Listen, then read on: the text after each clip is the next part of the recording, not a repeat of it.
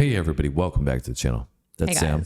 I'm Phil. We're Bars and Barbells. You're subscribed. That's why you know that. If not, this is your first time on the channel. You don't know who we are. Welcome. Glad that you're here to check out some Muhammad Ali when he met a gang leader.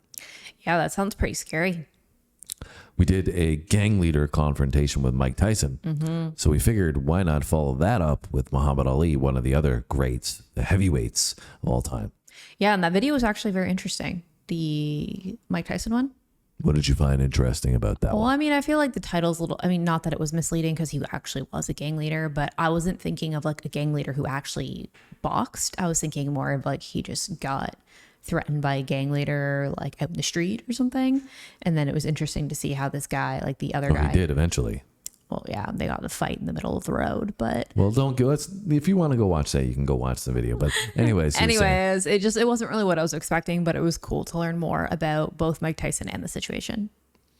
It was cool to see also these two enigmatic figures. One, Mike Tyson, who grew up, in a hard area in the streets and stuff, but became a boxing superstar, a boxing phenom, where this other guy kind of, led the street life and then got into boxing. And you had the head-to-head confrontation of two intimidating figures, but in different ways.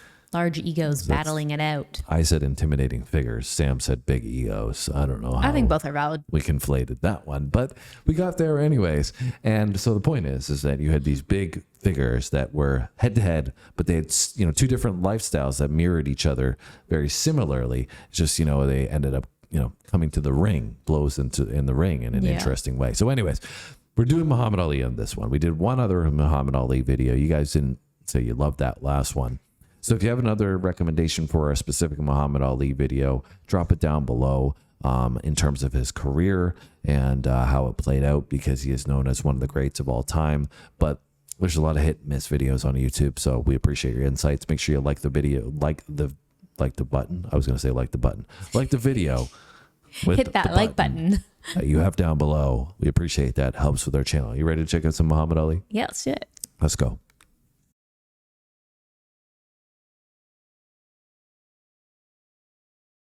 That was the hardest I'd ever been hit in my life. Only certain guys can do that. Lyle was one guy who could hit you so hard it didn't hurt. You got into further trouble, didn't you, while you were in prison? Well, I got, of course. What do you mean you got? Don't throw it away like that. The year is 1975. Muhammad Ali is in the midst of his second career following his exile from America, all the way back to 1966. After some intense bouts that were undeniable classics, such as his first two wars with Joe Frazier and the iconic Rumble in the Jungle with George Foreman.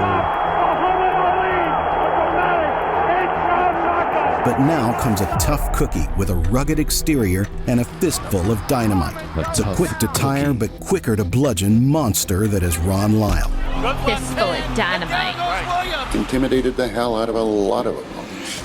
He would just come in, growl, throw punches, and go home. A feared warrior who's turned pro at the late age of 28, with some already admirable victories against Oscar Bonavena, Buster Mathis, and Jimmy Ellis.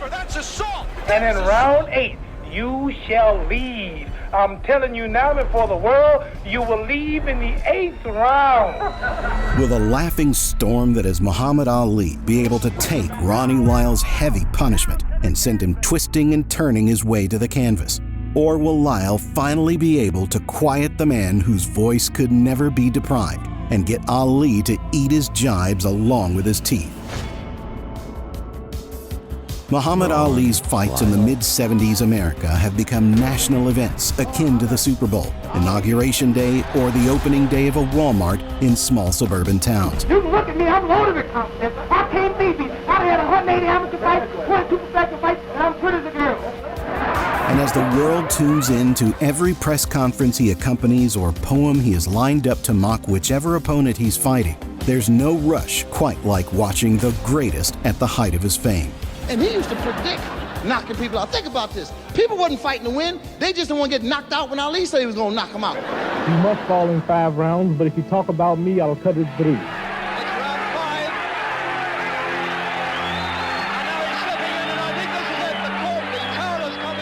Muhammad doesn't quite have the foot speed and conditioning he had way back in the 60s, but in that time, his chin has gone from good to great, as proven in his fight with George Foreman. I'm beating this guy for 5 or 6 rounds. I'm in Africa. Yeah. It's hot. And I beat him up for the 6th round, the 7th round.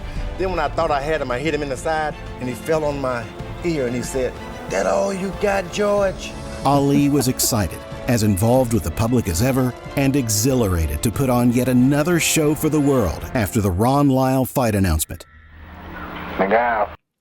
This is some really good footage that we're seeing in this one comparatively to the last one that we watched of him. You know, some of his work and training that he's doing, the quotes, the one-liners that he's known for. Really liking this video already much more than the last one that we did. Yeah, I remember the last one you mentioning that he was known for his trash talk abilities, and you can definitely see some of that in this. Yeah, it's definitely a little different trash talk though, you know, than today. You know, didn't go maybe to the vulgarity spectrum. Yeah, no, definitely not. It was more like, I'm just going to beat you. I'm going to whoop your ass. There's nothing you can do about it. I feel like it's also more of him talking himself up opposed to talking down the other people. It's more of, I mean, a little bit him saying, I'm going to finish you in whatever round, but it's more of him saying like, I've done this, I've done that, I'm so good. But I think it's also, you know, when he's saying it, it doesn't come off as aggressive. It's almost super playful in a sense. Yeah. And that's why you even saw when he was doing that interview and the two of them were sitting there, the other guy's just sitting there laughing at Muhammad Ali because he's charismatic and while he's doing it. Whereas you have trash talkers today, I think the people that you would put up there as somebody like a Floyd Mayweather or Conor McGregor or whatever, they're like, they try to get under your skin. Yeah, it's like they try to irritate you, and that's why they end up going viral and stuff, because it's more of like, I can't believe he said that. Yeah. Rather than being so, I think the really cool thing, as they said about Muhammad Ali, is that he predicted what he was going to do, and then he did it. Yeah. That meant when he said something, it held more weight, and people paid attention to it more, rather than you just throwing throwing out everything that you can, and hopefully something sticks against the wall, right? That's totally fair.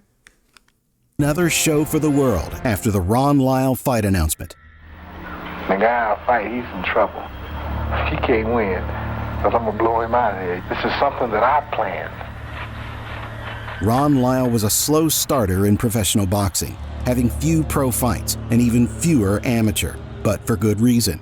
Dying twice on an operating table, getting stabbed and spending many years in prison after taking part in a rival gang member's meeting with the morgue in self-defense will typically alter your career path. Wow. I survived in the jungle. I'm still living. Guys around you getting stabbed every day for cigarettes. I've seen guys get blown out of their cells. I've seen guys get stabbed for no reason at all. Well, it was back in '61 when I first got involved in a gang fight, you know, and a guy was, and I was caught and convicted. And manslaughter. Yes. Lyle was a stone-cold yet fully inspired fighter, and he had a lot to prove in the ring if he wanted to get a title shot. And as we can see, he was talented enough to eventually undertake a challenge against the greatest heavyweight of his era. While Muhammad Ali is often regarded as not only the greatest heavyweight of all time, but one of the greatest at fighting with words, many were excited to see what Ali had to say about the slow, shuffling, and humble Ron Lyle in the build-up to the fight. But you will see me tonight literally take this man. He may win 2 or 3 rounds for the first 5, but after 5 rounds, this man will power. He'll just be completely exhausted. Obviously, the champion enters tonight's fray, shaken with a full loss of confidence. Shaken. Fight night arrived on May 16, 1975. And while Lyle attempts to instill some terror that... So that's crazy. His story, Lyle's story, is pretty wild. I mean, died on the operating table, part of a gang, started his career at 28. Went to jail for manslaughter. Yeah. And it sounded like that was like wrong time, wrong place. And, you know, you can get, once you get caught up in that lifestyle, it's really easy to happen. But then at the same time, they just said he was apparently a humble guy as well. But to me, the biggest thing is that he started his career when he was 28 years old. That's unbelievable. To turn professional at 28, it's like unheard of. What age would they normally start at? Like on average? Well, professional, you had Mike Tyson. I think he was 18.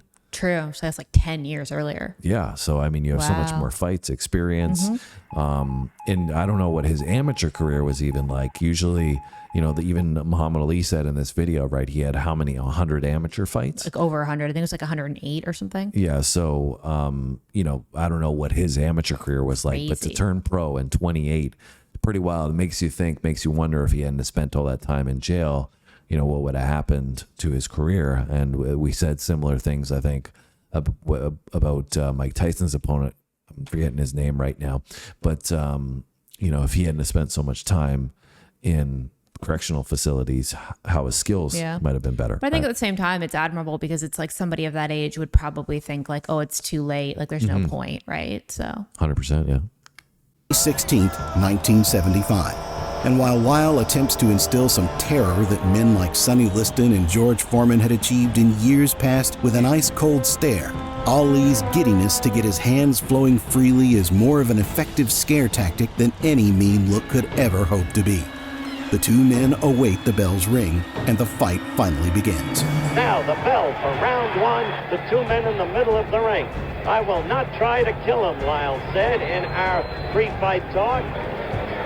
Ali covering up. So far, Ali hasn't thrown any punch. Remember what Ali said. He might win 3 of the first 5 rounds, but he's got to go by the 8th. Only once was Ali heavier. Seems to be a little bit of blood out of Ali's nostril. Now Ali's corner is yelling, "Stick 'em, champ." Oh, a quick right by Ali. Ali with a right lead. The left foot in front of the right foot. Ali is talking to Lyle, taunting him. Oh, a good quick left and right by Ali. His best blows of the night. Lyle trying to fight back, coming in with a right. No question, Lyle has no fear of this man.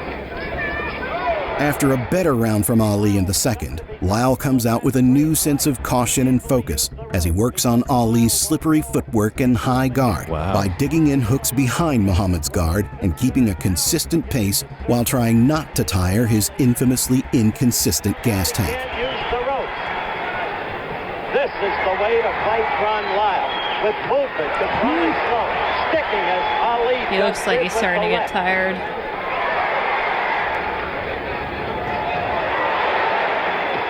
This is Ali's best round by far of the night. Lyle's right, only glance. 6th round action, quickly. Ali moving again, a little evidence of the Round 6 has Ali acting on his battle plan. After 5 rounds of letting Lyle have his way in the ring, Muhammad shows some of his signature pizzazz with flashy footwork and snappy jabs. Lyle struggles to keep up with the greatest's frenetic pace, but survives the round. Lyle got in a good right to Ali's head then. I suppose in a purist boxing sense, it's an interesting fight. Ali is now covering up as Lyle goes after. More of the Muhammad Ali Ron Lyle World Heavyweight Championship fight. Now let's pause for this message from our local station.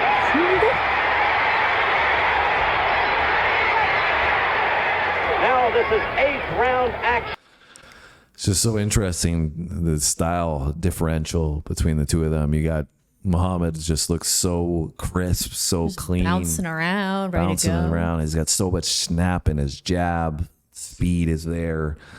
Big speed differential that you can see in this one. Well, especially as they get later on, you can tell the other guy, Ron Lyle's tiring out. He's getting a little bit sloppier and a little bit kind of just like, you can tell he's like, oh, getting tired. I think this fight really is showing though, because I think he even said Ali's heavier here. And I don't think he's absolutely in his prime at this point. It's later in his career. But you can really see, I think, still his speed differential as a boxer. Like heavyweights, I've seen heavyweights fight today and in general. And he's very, very fast even at this point. For sure. But then you have Ron Lyle, who's like, he's got his own style. It's definitely sloppier. But he's got so much pop behind his shots. Shots Didn't to you the hear body. they said he has fists of dynamite? And they are coming through, like shots to the body, which I think, you know, you're really seeing Muhammad Ali's ability to take a punch when he takes these shots to the body. Same with George Foreman. We saw those clips earlier. But even the uppercut, like you see, that's what I noticed in some of Ron's highlights earlier. When he's hitting people with his uppercuts, they're going out. Yeah. He's got a great uppercut. And Ali's been caught even through the guard a couple of times on the uppercut. And you see his head kind of like get jolted up a bit. But, you know, he just had such a crazy chin, Muhammad Ali. It just didn't seem to work. Take all the punches and survive. Yeah, I think it affected him later in his life. But at the time, you could see, you know, he was just so focused and would not go down, right? Yeah. He's like, I'm winning. Message from our local station.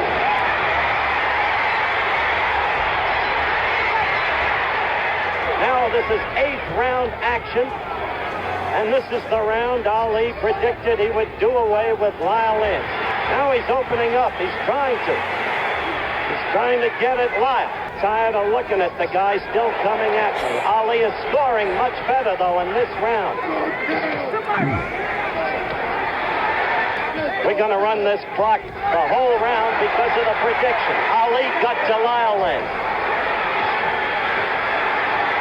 Lyle's full of sweat. Definitely slowing down. Not going to knock Ron Lyle out as predicted. Ali is winning this round too. And the crowd knows it. They're reacting.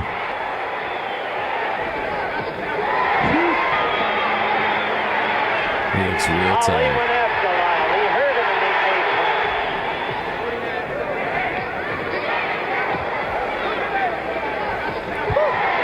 Ali got a good left in there. We're approaching the end. Following of 3 rounds of Ali magic, Lyle finally gets his head back in the game throughout the 10th, while managing to busy Ali's nose early on in the fight.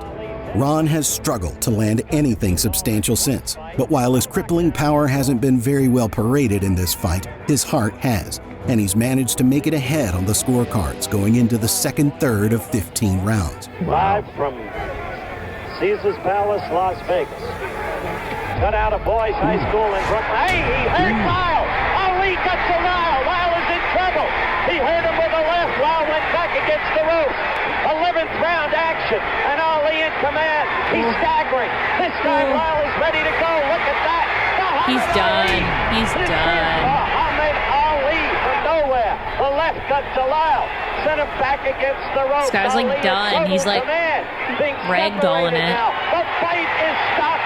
Referee Bird Hernandez. Muhammad Ali successfully defended his title yet again against a tough-willed and highly skilled opponent who could see through some of Ali's most incredible tricks. Still, he faltered to the oldest in the book, the float like a butterfly and sting like a bee approaching.